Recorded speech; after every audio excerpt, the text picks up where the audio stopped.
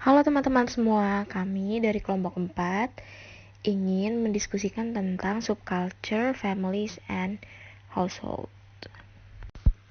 Di mana kami dari kelompok 4 beranggotakan yang pertama Verena Vainya, Lausela Tania, Elina Manasari, Edi Halawa, dan Gregorius Kim. Selanjutnya saya akan membahas tentang subkultur etnis. Definisi subkultur etnis. Definisi subkultur etnis secara luas yaitu sekelompok konsumen yang perilaku unik pada anggotanya didasarkan pada ras, bahasa, atau latar belakang nasional yang sama. Namun, ada banyak orang Amerika yang mengidentifikasi diri lebih dari satu kelompok etnis. Ramona Douglas keturunan orang kulit putih, hitam, dan India Amerika. Mereka mengidentifikasinya sebagai Barekot. Nah, untuk lebih jelasnya teman-teman, mari kita lihat tabel subkultur etnis utama di Amerika Serikat pada tahun 2020 hingga 2040. Pada gambar ini memberikan ukuran saat ini dan yang diproyeksikan dari etnis utama kelompok di Amerika. Nah, seperti yang dijelaskan pada gambar ini, kelompok etnis non-Eropa merupakan bagian yang signifikan dan terus bertambah dari populasi. Dari 40% pada tahun 2020 menjadi 48% pada tahun 2040. Nah, Hispanik adalah kelompok populasi terbesar di beberapa bagian Arizona, California, Florida, New Mexico, dan Texas. Asia Amerikanya adalah yang terbesar dari kelompok di Hawaii dan Afrika Amerika. Adalah mayoritas di bagian selatan dan perkotaan daerah seperti Washington DC. Dan sebaliknya, negara bagian timur laut seperti Maine, Vermont, dan New Hampshire, serta West Virginia, lebih dari 90% berkulit putih. Nah, tingkat pertumbuhan kelompok non-Eropa yang relatif lebih cepat disebabkan oleh tingkat kelahiran yang lebih tinggi di antara beberapa kelompok ini dan untuk imigrasi yang lebih besar. Imigrasi telah memperhitungkan lebih dari sepertiga pertumbuhan penduduk AS atau Amerika Serikat selama beberapa dekade yang terakhir. Selanjutnya kita masuk pada Afrika Amerika. Afrika Amerika atau kulit hitam merupakan sekitar dari 13% dari populasi Amerika. Terkonsentrasi di bagian selatan dan wilayah metropolitan utama di luar selatan. Afrika Amerika rata-rata lebih muda daripada populasi kulit putih dan cenderung memiliki lebih sedikit pendidikan dan tingkat pendapatan rumah tangga yang lebih rendah. Namun, mengingat keberagaman segmen ini, ada peluang bagi pemasar untuk menargetkan keberagaman anggota kelompok ini dalam hal pendidikan dan pendapatan. Segmen dan karakteristik konsumen. Pertama, pengguna media. Orang Afrika Amerika lebih banyak menggunakan media massa daripada orang kulit putih, memiliki perbedaan preferensi dan lebih banyak pengaruh oleh iklan media massa daripada orang kulit putih. Afrika Amerika mengonsumsi lebih banyak informasi dan konten daripada populasi umum di banyak platform. Selanjutnya kita akan membahas tentang segmen Afrika Amerika yang diidentifikasi oleh Yankee Lovis. Nah, dari segi segmen kelas menengah itu sebesar 55%, umurnya lebih muda kira-kira 25 sampai 44 tahun. Nah, sebagai karakteristik segmen tambahan itu pendidikan dan pendapatan tertinggi, 1 dari 4 berpenghasilan $100.000 atau lebih, dan sebagian besar berada di pinggiran kota, menggunakan teknologi tinggi, biasanya menggunakan internet rata-rata 55 jam, selalu positif tentang masa depan, mengabarkan diri sebagai orang kulit hitam, merasa gaul harus dihindari. Selanjutnya kita masuk pada segmen broadcast blade, itu sebesar 17%, rata-rata usianya yaitu usia parubaya. Nah, sebagai karakteristik segmen tambahan, itu biasanya wanita yang berpendapatan rendah, 71% di bawah $25.000. Biasanya berada di perkotaan, orang tua tunggal, menggunakan teknologi terendah, dan 4% online. Percaya diri, mandiri, pendidikan nilai atau nilai pendidikan, dan menggambarkan diri sebagai orang Afrika Amerika, dan merasa black slang harus dihindari dan sangat mendukung buying black. Demikian juga sampai seterusnya, teman-teman. Pemasaran ke Afrika Amerika. Pemasaran ke Afrika Amerika harus didasarkan pada prinsip yang sama dengan pemasaran untuk kelompok lain. Pemasaran ini terdiri dari produk, komunikasi, dan retailing. Untuk produk sendiri, kosmetik dan produk yang serupa dikembangkan untuk konsumen kulit putih dan seringkali tidak sesuai untuk konsumen kulit hitam. Orang Afrika Amerika setiap tahunnya memproduksi produk perawatan pribadi, termasuk kosmetik, perawatan rambut, dan perawatan kulit. Contohnya, produk yang dirancang untuk kebutuhan pasar Afrika Amerika, yaitu NS Iklan Food, yang merupakan salah satu contoh produk yang dirancang untuk memenuhi kebutuhan semua orang kelompok etnis, tetapi itu sedang dipromosikan ke Afrika Amerika. Nah, banyak perusahaan merasa perlu mengubah produk mereka dan menargetkan khusus untuk Afrika Amerika, di luar dari perawatan rambut dan kulit. Misalnya, Hallmark yang memiliki garis mahoni kartu ucapan yang menampilkan karakter hitam dan ucapan. Contoh lain, Barbie menawarkan boneka Afrika Amerika. Selanjutnya adalah komunikasi. Nah, kesalahan umum saat berkomunikasi dengan kelompok etnis manapun adalah menganggap bahwa anggotanya sama dengan budaya yang lebih besar, kecuali perbedaan yang dangkal. Nah, cara lain untuk berkomunikasi dengan Afrika Amerika dan komunitas etnis lainnya adalah pemasaran acara yang melibatkan pembuatan atau sponsor acara yang memiliki daya tarik tertentu suatu segmen pasar. Misalnya gereja. Gereja adalah kekuatan utama dalam kehidupan banyak orang Afrika Amerika. Nah, selanjutnya retailing. Nah, retailing seringkali menyesuaikan campuran merchandising untuk memenuhi kebutuhan Afrika Amerika sebagai pembeli. Misalnya Albertsons, pengecer grocery nasional, mengadaptasi campuran barang dagangannya di lingkungan Afrika Amerika. Selanjutnya yaitu Hispanic. Berdasarkan Biro Sensus Amerika Serikat mendefinisikan bahwa Hispanic sebagai orang Kuba, Meksiko, Puerto Rico, Amerika Selatan atau Tengah, budaya, atau asal Spanyol lainnya, tanpa memandang ras. Orang Hispanik adalah rata-rata lebih muda dari populasi orang kulit putih, non-Hispanik, dan cenderung memiliki pendidikan yang lebih rendah dan tingkat pendapatan rumah tangga yang lebih rendah. Namun, mengingat keberagaman segmen ini, ada peluang bagi pemasar untuk menargetkan keberagaman anggota grup ini dalam hal pendidikan dan pendapatan. Selanjutnya dari subkultur Asia Amerika. Asia Amerika mewakili subkultur yang sangat penting. Meskipun ukurannya relatif kecil, namun akan terus berkembang dengan proyeksi pertumbuhan yang semakin pesat di masa dekade yang akan mendatang. Yang sangat penting bagi pemasar adalah bahwa orang Asia Amerika adalah kelompok yang paling berpendidikan tinggi dan berpenghasilan tinggi dengan daya beli yang besar. Daya beli Asia Amerika diperkirakan mencapai 825 miliar dolar dan diperkirakan akan tumbuh sebesar 32% pada tahun 2020, yang lebih tinggi dari pertumbuhan orang kulit putih. Namun orang Asia Amerika juga merupakan kelompok yang paling beragam dengan berbagai kebangsaan, bahasa, dan agama. Selanjutnya segmen dan karakteristik konsumen. Riset segmen pasar menemukan 3 kelompok orang Asia Amerika berdasarkan demografi dan sikap yang melintasi kelompok kebangsaan.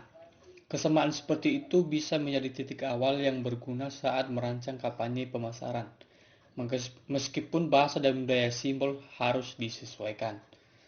Tradisionalis lebih tua, sering pensiun dan memiliki identifikasi yang kuat dengan budaya asli mereka. Bahasa ibu cenderung menjadi bahasa utama dan mereka tidak peduli dengan status. Pemasaran ke Asia Amerika. Ada beberapa pasar Asia Amerika, terutama berdasarkan kebangsaan dan bahasa.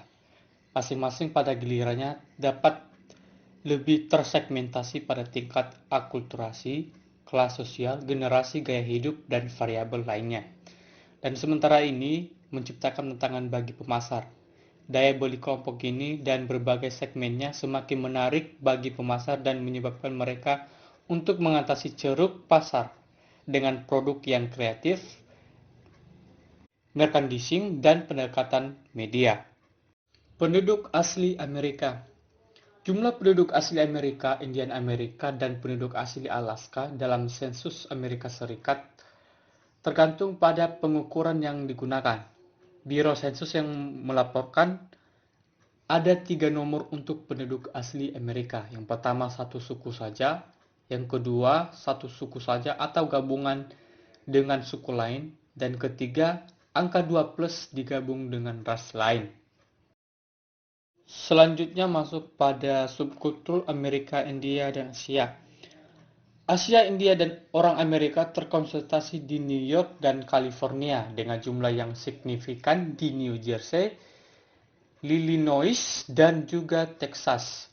Sebagai kelompok, mereka berpendidikan makmur dan fasih berbahasa Inggris. Namun sebagian besar mempertahankan ikatan budaya dengan latar belakang India mereka. Mereka tidak terbiasa dengan bahasa India dan seringkali menganggap bahwa itu adalah negara yang homogen. Selanjutnya masuk pada subkultur etnis Amerika Arab. Sensus 2010 mengidentifikasi bahwa 1,7 juta orang Amerika merupakan keturunan Arab di Amerika Serikat. Institut Arab Amerika yang ditunjuk resmi Biro Sensus untuk menganalisis data yang terkait dengan Arab Amerika telah memperkirakan populasi Arab Amerika. Berdasarkan penelitian tambahan sekitar 3,7 juta, mungkin tidak ada kelompok di Amerika yang memiliki stereotip yang lebih tidak akurat. Arab Amerika berasal dari berbagai negara, termasuk Maroko, Aljazair, Mesir, Lebanon, Yordania, Arab Saudi, dan Kuwait. Oke, baik. Jadi saya akan melanjutkan bagaimana sih subkultur agama di daerah Amerika itu mempengaruhi perilaku konsumsi mereka. Nah, kita beri contoh saja ya Amerika karena memang di buku yang dikasih memang membahas tentang negara Amerika. Nah, jadi berdasarkan chapter 3 yang sudah dipelajari sebelumnya, memang masyarakat di Amerika ini pada dasarnya adalah masyarakat sekuler. Yang artinya negara yang masyarakatnya sistem pendidikan, pemerintahan, dan proses politik tidak dikendalikan oleh kelompok agama, dan sebagian besar perilaku masyarakatnya sehari-hari tidak dipandu oleh pedoman agama yang ketat. Nah, tetapi agama di sini itu tetap penting, dan secara langsung mempengaruhi perilaku banyak orang di Amerika. Nah, di negara Amerika ini juga mempunyai berbagai macam agama yang berbeda. Nah, agama-agama yang berbeda di Amerika ini menetapkan nilai-nilai dan perilaku yang berbeda pula. Dan itu juga salah satu faktor eh, mengapa agama di Amerika bisa mempengaruhi perilaku konsumsi mereka. Nah, di negara Amerika mempunyai 2 garis besar subkultur agama yang berbeda. Yang pertama ada Christian subculture, dan yang kedua ada non-Christian subculture. Yang Christian subculture ini meliputi ada agama Katolik Roma atau agama Katolik, yang kedua ada agama Protestan, lalu yang ketiga ada agama Kristen yang dilahirkan kembali. Lalu ya untuk non-Christian subculture ini meliputi ada agama Yahudi, agama Muslim, dan agama Buddha. Nah, kita masuk bagian agama Katolik Roma atau agama Katolik. Nah, kita semua tahu bahwa jika di negara Amerika itu memang mayoritas masyarakat itu beragama Kristen. Nah, jadi memang banyak pemasar-pemasar yang di Amerika itu eh, sangat mentargetkan pasar pasar ini gitu istilahnya. Nah, umat Katolik Roma ini memiliki sedikit batasan konsumsi atau persyaratan yang terkait dengan agama mereka. Pemasar yang menargetkan grup ini dapat menjangkau anggota yang lebih berkomitmen melalui spesialisasi majalah, program radio, dan acara komunitas. Mungkin untuk spesialisasi majalah ini, pemasar menerbitkan majalah-majalah rohani yang ditujukan kepada eh, bisa kepada orang-orang yang lebih muda dan orang-orang yang umurnya juga lebih tua. Dan program radio mungkin ditujukan kepada orang-orang Katolik Roma atau masyarakat Katolik Roma yang berusia lebih tua. Dan acara komunitas ini ditujukan kepada anak-anak muda yang beragama Katolik Roma. Nah, selanjutnya kita ke bagian agama Protestan. Nah, mungkin agama Protestan di Amerika ini masih dibagi menjadi beberapa agama Protestan lainnya. Makanya di sini disebutkan kata denominasi. Nah, denominasi agama Protestan ini menciptakan banyak subkultur lagi dalam kelompok yang lebih besar. Nah, kelompok-kelompok agama Protestan ini memiliki keyakinan yang unik, yang berhubungan langsung dengan pemasar. Nah, umumnya melibatkan konsumsi produk yang mengandung stimulan seperti kafein, yang tentunya dilarang oleh gereja, atau alkohol, yang juga dilarang oleh gereja, dan lain-lainnya. Nah, kita beralih ke agama Kristen yang dilahirkan kembali. Jujur saya baru tahu ada agama yang namanya Kristen yang dilahirkan kembali. Mungkin ini eh, nama lainnya agama Kristen mungkin. Nah, agama Kristen yang dilahirkan kembali ini lagi-lagi juga terbagi dalam beberapa agama. Ada Kristen konservatif, Kristen evangelis, Kristen fundamentalis, dan lain-lain. Nah, agama ini masyarakatnya umumnya menentang penggunaan alkohol dan obat-obatan. Nah, jadi sudah jelas bahwa masyarakat yang menganut agama ini tidak mengkonsumsi alkohol dan obat-obatan terlarang. Masyarakat ini juga tidak mengkonsumsi film atau program televisi yang terlalu fokus pada seks atau kegiatan lain yang mereka anggap tidak bermoral. Nah, lalu masyarakatnya juga mengorganisir atau mengancam boikot terhadap pengiklan yang mensponsori acara mereka jika ditemukan hal yang tidak pantas dengan aturan di agama mereka seperti itu. Nah, lanjut kita ke bagian yang non-Christian subculture. Nah, di sini ada masyarakat agama Yahudi. Nah, Match.com menemukan bahwa 81% orang Yahudi pria lajang dan 72% wanita lajang mereka akan berkencan di luar ras mereka, suku, maupun agama. Nah, ini sebuah pengetahuan baru juga bagi saya dan mungkin juga bagi teman-teman. Nah, aplikasi kencan Yahudi seperti G-Swipe dan Gmatch menarik bagi yang umurnya lebih muda, bagi masyarakat Yahudi yang lebih muda begitu. Nah, orang Yahudi di Amerika ini cenderung memiliki pendapatan dan tingkat pendidikan yang lebih tinggi dari rata-rata. Nah, di sini juga ada agama Yahudi Ortodoks yang memiliki aturan diet ketat yang melarang beberapa makanan seperti daging babi. Nah, mungkin para pemasar yang membuat eh, makanan produk daging babi tidak cocok untuk ditargetkan kepada masyarakat yang beragama Yahudi seperti itu. Lanjut ke agama Muslim. Nah, secara umum, agama Muslim ini cenderung konservatif sehubungan dengan penggunaan narkoba dan alkohol dan permisif seksual. Nah, sudah jelas masyarakat yang menganut agama Muslim ini sangat menentang penggunaan narkoba, alkohol, dan permisif seksual. Masyarakat yang menganut Muslim yang taat tidak hanya menghindari produk daging babi, tetapi juga makanan apapun yang belum disiapkan sesuai dengan aturan Islam yang ketat. Nah, sudah jelas bahwa pemasar di sini tidak cocok menargetkan masyarakat yang pemasar yang membuat produk dari olahan dari daging babi tidak cocok untuk ditargetkan kepada masyarakat muslim ya. Seperti itu, kita juga sudah tahu bahwa muslim juga melarang untuk makan daging babi seperti itu. Nah, meskipun kelompok agama muslim ini tumbuh, secara umum subkultur ini belum menarik perhatian pemasar. Nah, kita tahu juga ya seperti sudah jelas bahwa agama muslim ini memiliki aturan yang memang ketat di yang di yang dipakai seperti itu. Nah, lalu yang terakhir ada agama Buddha. Sejauh ini, sebagian besar pemasar mengabaikan pasar ini, ya karena memang agama Buddha di sini memiliki ukuran yang kecil dan etnik yang beragam. Komposisi membuatnya sulit untuk ditargetkan oleh para pemasar. Nah, jadi memang pemasar kurang tertarik untuk membuat produk-produk yang menargetkan masyarakat Buddha khususnya di Amerika.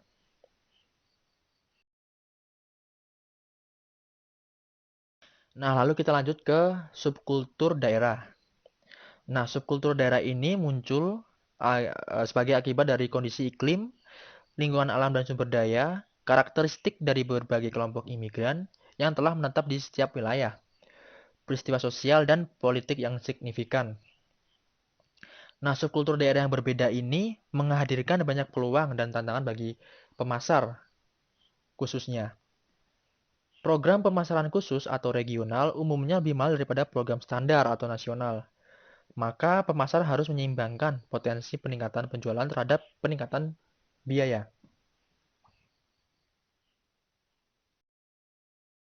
Nah, di sini ada beberapa contoh subkultur daerah yang berbeda, khususnya di Amerika. Nah, produk Smash Burger menawarkan item menu khusus di kota-kota untuk menarik selera lokal.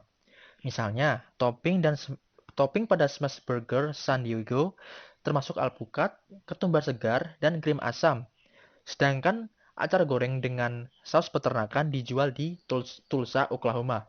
Nah, sudah jelas bahwa di setiap daerah memiliki uh, ciri khasnya masing-masing atau ciri khas pada penjualan makanannya masing-masing. Kalau di Indonesia ini kalau tidak salah saya mengetahui bahwa produk Indomie ini juga dijual Indomie di Jawa berbeda dengan Indomie yang ada di Sumatera. Maksudnya varian rasanya berbeda karena lidah orang Jawa dan Sumatera juga tentu berbeda seperti itu. Nah, lalu ada yang selanjutnya ada banyak majalah nasional menjalankan edisi regional. Nah, contohnya ini ada Sports Illustrated. Nah, memiliki 4 sampul regional yang berbeda untuk edisi petinjau NFL atau yang disebut dengan National Football League yang di Amerika yang terkenal itu. Nah, jadi di sini saya memberikan tabel perbedaan konsumsi setiap daerah di Amerika khususnya. Nah, di sini dikatakan ada di kolom produk, produknya adalah imported beer. Nah, pada wilayah Northeast, rata-rata yang mengkonsumsi adalah 116. Sedangkan di Midwest ada 87 rata-ratanya yang mengkonsumsi, sedangkan di South ada 94, sedangkan di West ada 110. Nah, ini membuktikan bahwa setiap berbeda itu memang memiliki perbedaan konsumsi oleh konsumennya. Loh, setiap konsumen di daerah masing-masing. Mungkin asumsi saya karena di setiap wilayah itu ada iklim yang berbeda-beda. Mungkin kalau di Northeast itu iklimnya lebih dingin, jadi masyarakat Northeast di Amerika lebih banyak mengkonsumsi imported beer. Sedangkan di wilayah Midwest itu iklimnya lebih panas atau tidak lebih dingin daripada Northeast. Jadi masyarakat di Midwest ini yang mengkonsumsi lebih sedikit daripada masyarakat Northeast. Nah, lalu ada kolom activities. Nah, di sini juga beberapa wilayah beda untuk melakukan aktivitasnya, seperti contoh di tabel, dan seterusnya.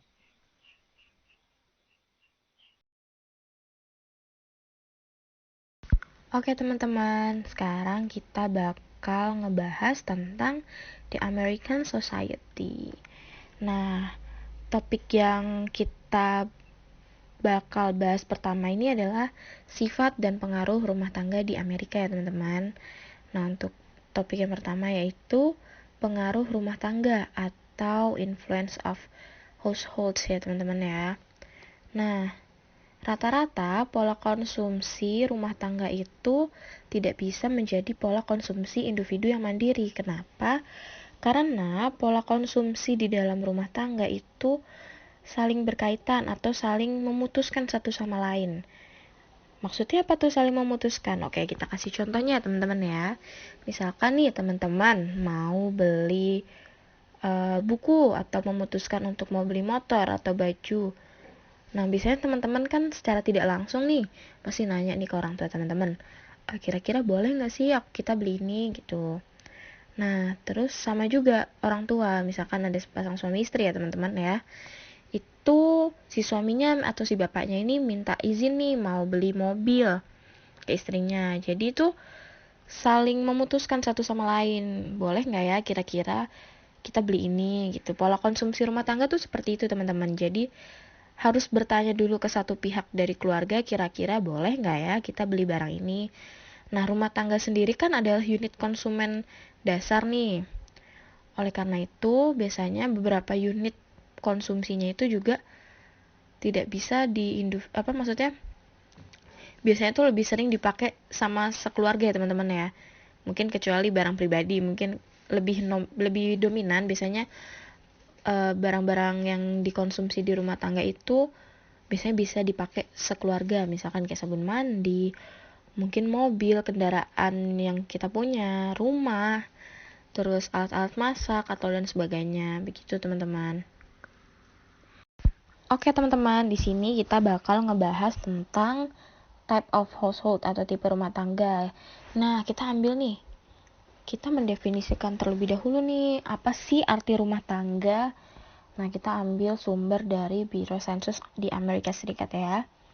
Atau di US, itu mendefinisikan bahwa rumah tangga itu adalah sekumpulan orang yang menempati satu unit rumah. Itu menurut Bureau Census US. Nah, kalau kita lihat nih dari pengertian dari Bureau Census, itu mereka mengkelompokkan rumah tangga itu menjadi dua, teman-teman. Ada rumah tangga keluarga atau family household, ada rumah tangga bukan keluarga atau non-family household. Nah, kalau rumah tangga keluarga itu biasanya sekumpulan orang yang menempati satu wilayah atau satu rumah atau satu tempat gitu ya teman-teman ya, dimana mereka ini ada hubungan nih, mungkin hubungan darah, perkawinan, atau mengadopsi, begitu teman-teman. Nah, terus apa sih bedanya sama rumah tangga bukan keluarga? Nah, kalau rumah tangga bukan keluarga itu kebalikan dari family household. Nah, kalau non-family household ini dia lebih dia tunggal teman-teman, jadi rumah tangga yang hidup sendiri atau secara eksklusif dengan orang lain. Mungkin teman-teman misalkan teman-teman tinggal sendiri di kosan atau di apartemen. Nah, secara tidak langsung teman-teman itu membangun satu rumah tangga non family, dimana teman-teman sama mungkin sama temennya atau tetangganya teman-teman di lingkungan teman-teman tuh nggak saling kenal atau apa gitu ya teman-teman ya. Begitu, jadi tidak ada hubungannya atau hubungan darah perkawinan atau diadopsi, begitu teman-teman. Nah, terus di Amerika Serikat ini sendiri juga ada tipe rumah tangga secara historis, di mana dibagi dua ya teman-teman ya. Ada traditional family sama ada step family. Nah, kalau traditional family itu biasanya merujuk pada pasangan lawan jenis yang sudah menikah dan memiliki anak sendiri, atau misalkan keluarga kandung ya kalau mungkin kalau di Indonesia namanya ya. Nah, terus kalau step family, kita dengar kata step berarti biasanya keluarga tiri ya teman-teman ya, dimana mereka tuh misalkan sepasang suami istri, terus mereka nggak bisa punya anak, akhirnya mereka memutuskan untuk mengadopsi, begitu teman-teman. Jadi di Amerika mungkin kalau teman-teman suka nonton Netflix atau mungkin beberapa series di Amerika yang mereka bilang ibu biologi atau mungkin sama ibuku sama ibu biologiku berbeda. Nah, itu mungkin teman-teman sering nih dengar istilah-istilah kayak gitu. Nah, itu salah satu contoh dari rumah tangga sekarang di Amerika, tipe rumah tangganya. Jadi ada kemungkinan kayak aku tinggal sama orang tuaku, tapi mereka bukan orang tua biologiku gitu teman-teman. Jadi kalau di Amerika seperti itu ya teman-teman ya. Oke, selanjutnya di sini kita bakal ngebahas tentang the household life cycle. Nah, di mana the household life cycle ini mengelompokkan beberapa tipe rumah tangga teman-teman, atau membuat beberapa segmen. Nah, yang pertama di sini kita bakal ngebahas single pertama atau single one atau grup single 1. Nah, grup ini terdiri dari usia 18 hingga 34 tahun. Nah, biasanya untuk single yang pertama ini dia itu yang individu yang belum menikah. Jadi untuk pola konsumsinya mereka lebih dominan untuk dikonsumsi pribadi itu teman-teman. Nah, selanjutnya ada menikah muda. Nah, ini biasanya menikah muda tidak ada anak ya teman-teman ya. Nah, untuk menikah muda tidak ada anak ini biasanya di usia 25 sampai 34 tahun. Nah, ini berbeda sama menikah muda ketika punya anak. Nah, konsumsi mereka ini biasanya lebih sedikit atau lebih simple ketimbang menikah muda namun sudah memiliki anak. Oke, selanjutnya kita bakal ngebahas tentang fullness tingkat pertama atau muda menikah dengan anak atau menikah muda dengan anak. Nah, ini berbeda sama menikah muda namun mereka tidak punya anak. Nah, tingkat konsumsi untuk menikah muda dengan anak ini lebih kompleks karena mereka perlu menyediakan mungkin pelayanan kesehatan, terus untuk edukasi, terus untuk mungkin perawatan dan sebagainya teman-teman ya.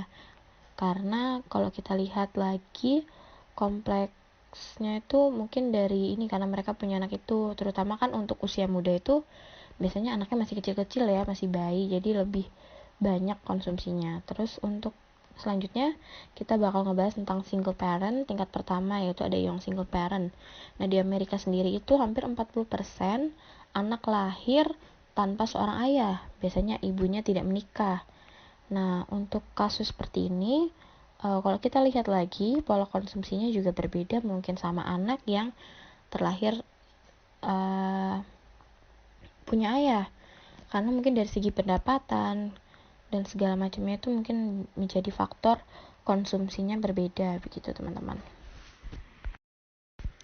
Oke teman-teman, selanjutnya di sini kita bakal ngebahas single tingkat 2 atau lajang setengah baya, di mana kategori ini diisi oleh orang-orang yang berusia 35 sampai 64 tahun, di mana mereka belum pernah menikah sebelumnya atau mereka sudah pernah menikah namun tidak punya anak lalu bercerai begitu teman-teman. Nah, selanjutnya ada emptiness tingkat 1, yaitu yang diisi oleh middle age married with no children, di mana keluarga ini diisi oleh 50% pasangan menikah dalam usia 35 sampai 64 tahun, di mana mereka tidak memiliki anak di bawah usia 18 tahun. Oke, selanjutnya di sini ada fullness pertama atau menikah tua, yang lebih tua menikah dengan anak-anak muda. Nah, biasanya ini mereka itu anggota generasi baby boom dengan generasi X yang menunda memiliki anak pertama mereka sampai berada di usia pertengahan 30 tahun. Lalu untuk fullness tingkat 2 yaitu setengah baya menikah dengan anak. Nah, biasanya ini berusia 6 tahun ke atas dan menjadi lebih mandiri. Untuk anak-anaknya memiliki anak umur 6 tahun ke atas, terus biasanya lebih mandiri. Nah, terus kehadiran yang lebih tua menciptakan kebutuhan konsumsi yang unik dari tingkatan fullness kedua. Nah, berikutnya terdapat strategi pemasaran berdasarkan siklus kehidupan rumah tangga atau sering disebut Household Life Cycle atau HLC. Nah, HLC ini merupakan alat segmentasi yang paling penting mengingat hubungannya dengan perbedaan kebutuhan, keinginan, kendala, dan pola konsumsi yang unik untuk setiap tahap. Namun, individu dalam setiap tahap dapat bervariasi pada sejumlah faktor penting lainnya, seperti sebagai pendidikan atau pendapatan. Nah, HLC ini menjadi lebih kuat jika dalam hal segmentasi pasar dan perumusan strategi ketika dikombinasikan dengan faktor-faktor. Misalnya, ketika kita memikirkan bagaimana kebutuhan akan liburan, itu sangat berbeda-beda, apalagi melintasi tahapan siklus hidup rumah tangga antara pasangan muda dan para lajang muda itu menginginkan liburan yang fokusnya berbeda-beda, seperti itu. Nah, berikutnya ini merupakan contoh penyajian matriks HLC atau Occupational Category Matrix. Nah, pada sumbu vertikal itu merupakan tahapan khusus yang menentukan masalah yang mungkin dihadapi rumah tangga. Lalu untuk sumbu horizontal itu merupakan rentang yang dapat diterima solusinya. Nah, versi ini tuh telah terbukti berguna di berbagai produk dalam segmentasi pasar dan untuk mengembangkan strategi pemasaran yang tepat untuk segmen sasaran. Penggunaan matriks yang efektif itu dapat mengisolasi aktivitas atau masalah yang menarik bagi perusahaan. Nah, biasanya dalam penelitian digunakan untuk menentukan informasi berikut untuk setiap sel yang relevan dalam matriks. Yang pertama itu produk atau jasa apa yang sekarang digunakan untuk memenuhi kebutuhan atau melakukan aktivitas. Lalu yang kedua, apa makna simbolis atau sosial yang dikaitkan dengan pemenuhan kebutuhan atau penggunaan produk saat ini. Lalu yang ketiga, bagaimana tepatnya produk atau layanan saat ini digunakan. Lalu yang keempat, seberapa puas anggota segmen dengan solusi saat ini dan perbaikan apa yang diinginkan dari produk. Nah, dengan segmen yang menarik ini sangat cukup besar kemungkinan untuk memenuhi tujuan dari perusahaan. Nah, berikutnya ada decision making family atau pengambilan keputusan keluarga. Nah, pengambilan keputusan keluarga ini merupakan proses di mana keputusan yang secara langsung maupun tidak langsung melibatkan dua atau lebih banyak anggota keluarga. Nah, sebagian besar pembelian keluarga secara langsung mempengaruhi anggota keluarga lainnya. Nah, biasanya nih pembelian keluarga secara inferen bersifat emosional dan mempengaruhi hubungan antara anggota keluarga yang satu dengan lainnya. Selanjutnya, ada the nature of family purchase rules atau peran sifat pembelian dalam keluarga. Nah, biasanya di sini ada 6 peran yang sering terjadi dalam pengambilan keputusan pembelian keluarga. Yang pertama itu ada initiator atau anggota keluarga yang pertama kali menyadari kebutuhan dan dia memulai proses pembelian produk untuk sebuah keluarga.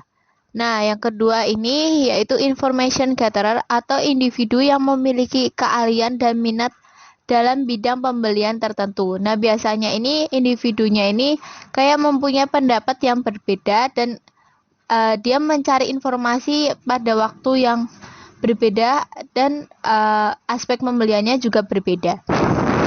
Nah, lalu yang ketiga ada influencer. Nah, di sini influencer itu orang yang mempengaruhi alternatif pembelian.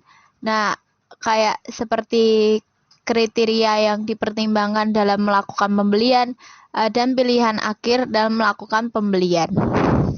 Nah, lalu yang keempat itu ada decision maker atau seseorang yang membuat keputusan akhir mengenai pembelian.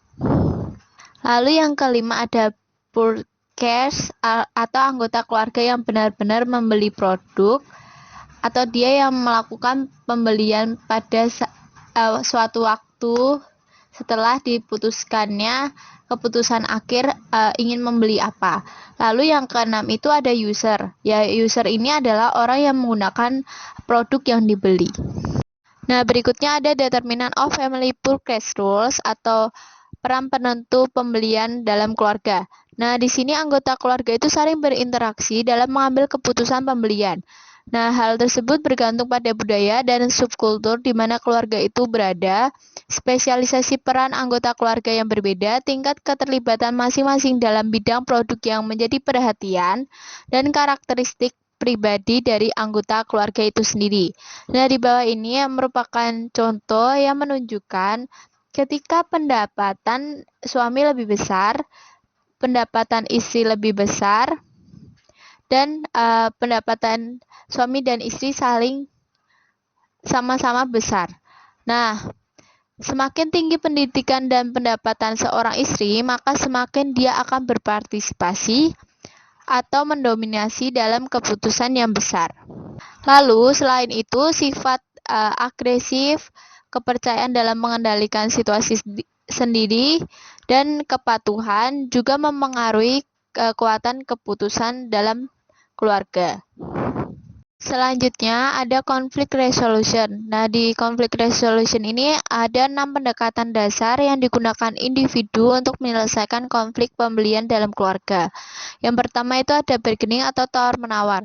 Di sini individu itu mencoba mencapai kompromi. Lalu yang kedua itu ada impression management. Di sini mereka salah mengartikan fakta yang digunakan untuk memenangkan keputusan dalam pembelian. Lalu yang ketiga, use of authority atau penggunaan otoritas. Nah, di sini individu itu mengklaim keahlian atau kepentingan peran yang unggul. Misalnya suami atau istri itu harus membuat keputusan seperti itu. Lalu berikutnya ada reasoning atau penalaran. Nah, di sini individu itu menggunakan argumen yang logis untuk memenangkan keputusan pembelian. Lalu yang kelima itu ada playing on emotion atau bermain emosi. Nah, di sini individu itu menggunakan perlakuan diam atau menarik diri dari diskusi dalam memutuskan pembelian produk dalam keluarga. Lalu yang terakhir itu ada additional information atau informasi tambahan. Nah, di sini untuk memenangkan keputusan pembelian, individu itu mendapatkan data tambahan atau bisa menggunakan pendapat dari pihak ketiga. Selanjutnya ada marketing strategi and family decision making. Nah, strategi pemasaran yang efektif untuk sebagian besar produk konsumen memerlukan pemahaman menyeluruh tentang proses pengambilan keputusan keluarga di pasar target yang dipilih sehubung dengan produk yang dipasarkan. Nah, biasanya ini pemasar menganalisis kebutuhan keluarga dengan yang pertama itu menemukan anggota keluarga mana yang terlibat pada setiap tahap proses pengambilan keputusan. Lalu yang kedua itu biasanya menentukan apa motivasi dan minat dari anggota keluarga tersebut. Lalu yang ketiga, mengembangkan strategi pemasaran yang akan memenuhi kebutuhan dari setiap anggota keluarga. Nah, berikutnya ini merupakan tabel untuk menganalisis proses pengambilan keputusan keluarga dan strategi pemasaran.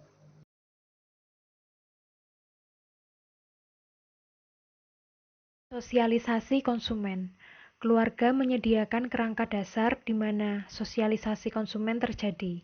Sosialisasi konsumen adalah proses di mana kaum muda memperoleh keterampilan, pengetahuan, dan sikap yang relevan dengan fungsi mereka sebagai konsumen di pasar. Isi sosialisasi konsumen mengacu pada apa yang dipelajari anak-anak sehubungan dengan konsumsi. Proses mengacu pada bagaimana mereka mempelajarinya. Kita perlu mempertimbangkan kemampuan anak-anak dari berbagai usia untuk mempelajari keterampilan yang berhubungan dengan konsumsi. Kemampuan anak untuk belajar. Anak-anak yang lebih kecil memiliki kemampuan yang terbatas untuk memproses jenis informasi tertentu. Tahapan perkembangan kognitif Piaget adalah serangkaian tahapan perkembangan kognitif yang diterima secara luas. Tahap 1. Masa kecerdasan sensori motor. 0-2 tahun. Selama periode ini, perilaku utamanya adalah motorik. Anak belum berpikir secara konseptual, meskipun perkembangan kognitif sudah terlihat. Tahap 2. Periode pemikiran praoperasional. 3-7 tahun.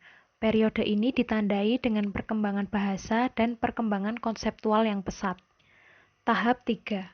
Periode operasi konkret. 8-11 tahun.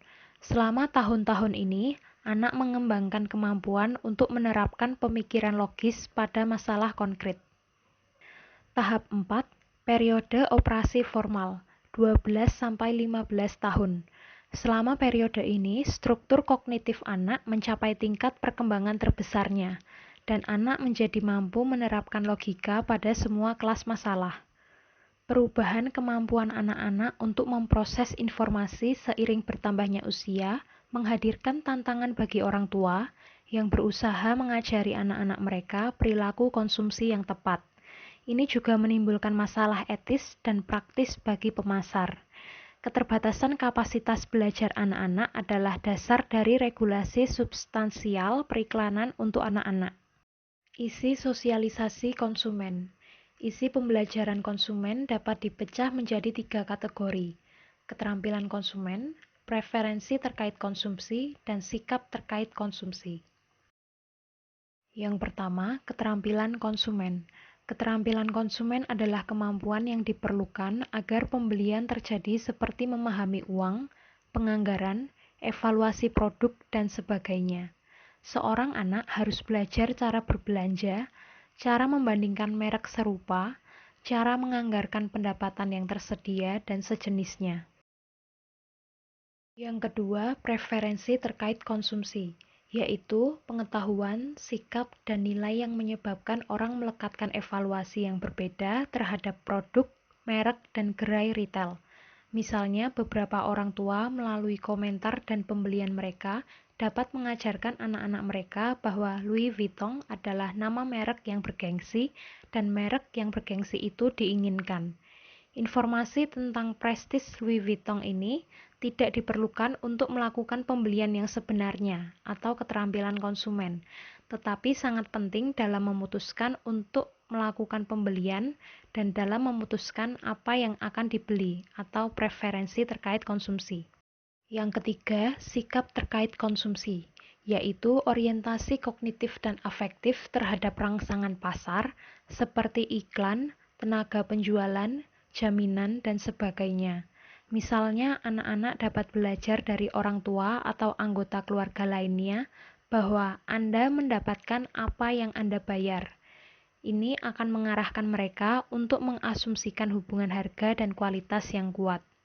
Atau mereka mungkin diajari bahwa wiraniaga tidak dapat dipercaya. Sikap ini akan mempengaruhi bagaimana mereka bereaksi terhadap berbagai aktivitas yang dilakukan oleh pemasar. Perhatikan contoh berikut. Saya selalu berusaha membuatnya mempelajari nilai relatif dari berbagai hal dan khususnya dampak iklan dan pengaruhnya dalam mendorong pembelian dan keinginan. Jadi, kami mencoba membicarakannya. Saya menunjukkan iklan yang manipulatif atau menipu dan memberinya perasaan sebagai konsumen yang kritis. Adalah seorang ayah dengan anak perempuan berusia 13 tahun. Berikutnya yaitu proses sosialisasi konsumen. Sosialisasi konsumen terjadi melalui sejumlah jalan, termasuk iklan dan teman. Namun, keluarga adalah sumber utama sosialisasi konsumen. Sebagai contoh, penelitian terbaru tentang pola makan menemukan bahwa anak-anak menyebut orang tua sebagai pengaruh paling penting mengenai jenis makanan yang mereka makan. Ini bahkan berlaku untuk remaja, di mana pengaruh orang tua paling tinggi, dan teman serta iklan memainkan peran yang jauh lebih rendah, meskipun iklan terhadap anak-anak meningkat. Orang tua mengajari anak-anak mereka keterampilan konsumen, preferensi terkait konsumsi, dan sikap terkait konsumsi. Mereka melakukannya dengan sengaja dan santai melalui pelatihan instrumental, pemodelan, dan mediasi. Pelatihan instrumental. Pelatihan instrumental terjadi ketika orang tua atau saudara kandung secara khusus dan langsung mencoba untuk membawa tanggapan tertentu melalui penalaran atau penguatan. Dengan kata lain, orang tua dapat mencoba langsung mengajari anak makanan ringan mana yang harus dikonsumsi dengan membahas nutrisi secara eksplisit. Atau orang tua dapat menetapkan aturan yang membatasi konsumsi beberapa makanan ringan dan mendorong konsumsi yang lain. Contohnya, satu hal yang selalu kita bicarakan saat melihat sesuatu adalah harganya. Untuk apa yang Anda beli, apakah harganya sebanding dengan kualitas yang Anda beli? Adalah ibu dengan anak laki-laki usia 13 tahun. Orang tua sering khawatir bahwa pesan pemasaran hanya akan menghilangkan pelatihan instrumental yang mereka coba berikan. Pemodelan. Pemodelan terjadi ketika seorang anak mempelajari perilaku konsumsi yang pantas atau tidak pantas dengan mengamati orang lain. Pemodelan pada umumnya, meskipun tidak selalu, terjadi tanpa instruksi langsung dari panutan dan seringkali tanpa pemikiran atau usaha sadar dari pihak anak. Menjadi model adalah cara yang sangat penting bagi anak-anak untuk mempelajari keterampilan, pengetahuan, dan sikap yang relevan. Anak-anak belajar pola konsumsi positif dan negatif melalui pemodelan. Misalnya, anak-anak yang orang tuanya merokok lebih mungkin untuk mulai merokok daripada anak-anak yang orang tuanya tidak merokok. Mediasi. Mediasi terjadi ketika orang tua mengubah interpretasi awal anak atau respon terhadap pemasaran atau stimulus lainnya. Iklan mengilustrasikan atribut produk dan memicu keinginan, tetapi orang tua mengubah kepercayaan pada atribut dan kepercayaan iklan secara umum. Ini bukan untuk menyarankan bahwa anggota keluarga menengahi semua iklan. Namun, anak-anak sering belajar tentang pembelian dan penggunaan produk selama interaksi dengan anggota keluarga lainnya. Jadi, sebuah perusahaan yang ingin mempengaruhi anak-anak harus melakukannya dengan cara yang konsisten dengan nilai-nilai keluarga lainnya. Supermarket sebagai ruang kelas. Profesor James McNeill mengembangkan model 5 tahap tentang bagaimana anak-anak belajar berbelanja dengan mengunjungi supermarket dan gerai retail lainnya bersama orang tua. Tahap 1. Mengamati. Orang tua mulai membawa anak-anak ke toko bersama mereka pada usia rata-rata 2 bulan. Selama tahap ini, anak-anak membuat kontak sensorik dengan pasar dan mulai membentuk citra mental objek dan simbol pasar. Pada bulan-bulan awal, hanya pemandangan dan suara yang diproses. Namun, pada usia 12 hingga 15 bulan, sebagian besar anak dapat mulai mengingat beberapa item ini. Tahap ini berakhir ketika anak memahami bahwa kunjungan ke pasar dapat menghasilkan imbalan di luar rangsangan yang disebabkan oleh lingkungan. Tahap 2. Membuat permintaan. Pada tahap ini, usia rata-rata adalah 2 tahun. Anak-anak mulai meminta barang di toko dari orang tua mereka. Mereka menggunakan penunjukan dan isyarat serta pernyataan untuk menunjukkan bahwa mereka menginginkan suatu barang. Sepanjang sebagian besar tahap ini, anak-anak membuat permintaan hanya ketika barang itu ada secara fisik, karena mereka belum membawa gambaran mental produk dalam pikiran mereka. Pada bulan-bulan terakhir tahap 2, mereka mulai membuat permintaan barang-barang di rumah, terutama ketika barang-barang itu terlihat di televisi. Tahap 3. Membuat pilihan. Sebenarnya mengeluarkan barang dari rak tanpa bantuan adalah tindakan pertama dari konsumen independen. Usia rata-rata adalah 3,5 tahun. Pada tingkat yang paling sederhana, keinginan seorang anak dipicu oleh sebuah item di hadapannya dan item ini dipilih. Namun, anak-anak mulai mengingat lokasi penyimpanan barang-barang yang diinginkan dan mereka diizinkan pergi ke area tersebut secara mandiri atau dipimpin oleh orang tua mereka untuk ke sana. Tahap 4. Melakukan pembelian dengan bantuan. Kebanyakan anak belajar dengan mengamati atau memodelkan bahwa uang perlu diberikan untuk mendapatkan barang dari toko. Mereka belajar menghargai uang yang diberikan kepada mereka oleh orang tua mereka dan orang lain sebagai sarana untuk memperoleh sesuatu. Kemudian mereka diizinkan untuk memilih dan membayar barang dengan uang mereka sendiri. Mereka sekarang adalah konsumen utama. Usia rata-rata adalah 5,5 tahun. Tahap 5. Melakukan pembelian independen. Melakukan pembelian tanpa pengawasan orang tua membutuhkan pemahaman nilai yang cukup canggih, serta kemampuan untuk mengunjungi toko atau bagian dari toko dengan aman tanpa orang tua. Sebagian besar anak tetap berada di tahap 4 sebelum orang tua mereka mengizinkan mereka pindah ke tahap 5. Usia rata-rata adalah 8 tahun. Pemasaran pada anak-anak. Loyalitas merek yang dikembangkan pada usia dini dapat menghasilkan pengembalian selama bertahun-tahun. Oleh karena itu, tidak mengherankan jika pemasar gencar mengejar konsumen muda. Namun, pemasaran untuk anak-anak penuh dengan masalah etika. Sumber utama kekhawatiran ini adalah terbatasnya kemampuan anak-anak yang lebih kecil untuk memproses informasi dan membuat keputusan pembelian yang terinformasi. Ada juga kekhawatiran bahwa kegiatan pemasaran, khususnya periklanan, menghasilkan nilai-nilai yang tidak diinginkan pada anak-anak, mengakibatkan pola makan yang tidak tepat dan menyebabkan tingkat konflik keluarga yang tidak sehat. Meskipun pemasar harus sangat peka terhadap keterampilan pemrosesan informasi yang terbatas dari konsumen yang lebih muda, kampanye pemasaran yang etis dan efektif dapat dirancang untuk memenuhi kebutuhan anak-anak dan orang tua mereka. Semua aspek bauran pemasaran harus mempertimbangkan kemampuan anak. Terima kasih teman-teman sudah memperhatikan video dan menontonnya.